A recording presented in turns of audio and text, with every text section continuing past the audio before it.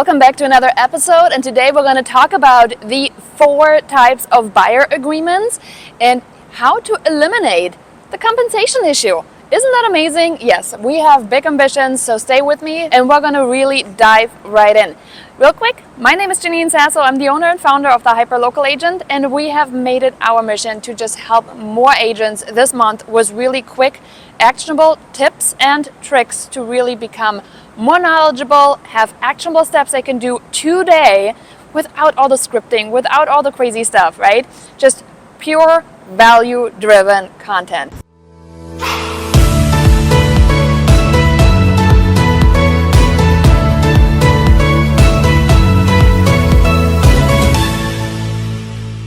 So today we're going to talk about the 4 types of agreements that you're really going to be encountering and how are we eliminating the compensation issue. So before we dive in, I want to go over these 4 types of agreements that you have available, right? We have the exclusive buyer agency agreement. Pretty self-explanatory. Buyer works with one agent exclusively. We have the non-exclusive buyer agency, meaning that buyer works with however many agents they like to work with, and the person that ends up finding the deal will get compensated. Rest of them, too bad, right? Then we have a single property showing agreement. A single property agreement is essentially saying, hey, I'm going to meet you at 123 Main Street. We're going to sign a buyer rep agreement for 123 Main Street only. And this way you are going to get compensated in the event that buyer wants to buy 123 Main Street. If the buyer ends up going and buys 125 Main Street with a different agent, obviously you're out of luck. And then there is what we're going to refer to as the Zillow agreement, right? Essentially, it is a no compensation showing only agreement. And in this agreement, it states like, hey, here is me showing a property. I don't expect anything. Not sure why anybody would want to do that, because I don't see plumbers running around saying, I'm going to fix your faucet and then you can decide if you want to pay me or not. Like, who does that? Okay, but it's out there. How? I don't know. It's out there. Now you know the 4 types of agreement. Exclusive, non-exclusive, property, single property only, and showing only. No compensation. Now I did tell you that we're going to take care of that compensation issue once and for all, right? So let's truly think about it from a perspective of a buyer.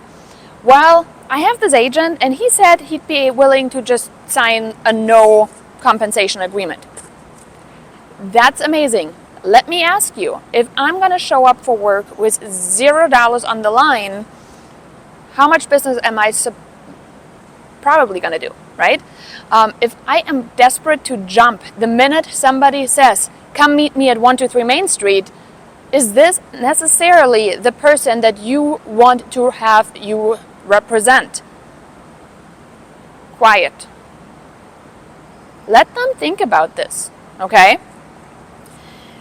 What I have here are really, and these things are not meant, I'm going to be very clear, these things are not meant against new or inexperienced agents, but these things are meant to really help you figure out, is this a real buyer? And if so, do we get that buyer to understand real value? One of the best examples that you can give buyers is, listen, we're going to talk about doctors. If a doctor is willing to do a diagnosis and all of this on you for free, right? What type of doctor do you think he is? If somebody's going to perform surgery on you for free to just, hey, he had a spare hour, what type of doctor do you think this is? Okay, well, real estate agents are very similar, right? You can turn examples into attorneys, doctors, plumbers, contractors versus handyman, right? You have a lot of different ways to really position that away from real estate and then bring it back to real estate. So what does it mean? And give me the doctor example. Well, would you want to hire the doctor that's going to tell you, hey, I'm going to do surgery on you for free. If you come back another time and you need another one, then we can talk about compensation. How do you feel about this? Okay, good. Well, you should feel the same way about an agent asking you to not worry about compensation on the first one. Let that sink in, okay?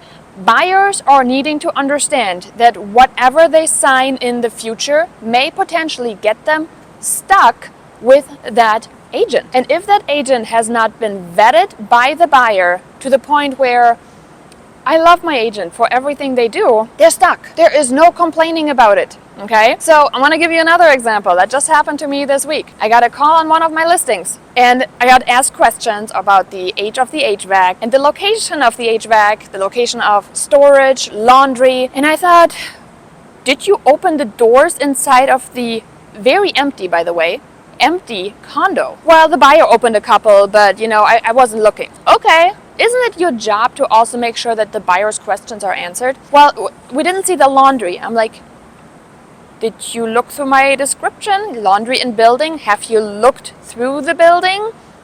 You could have messaged me. Now again, this is that buyer's choice to be represented by an agent that is doing right now bare minimum. Okay? Now if this is okay for that buyer, that's great. I'm a buyer who has expectation.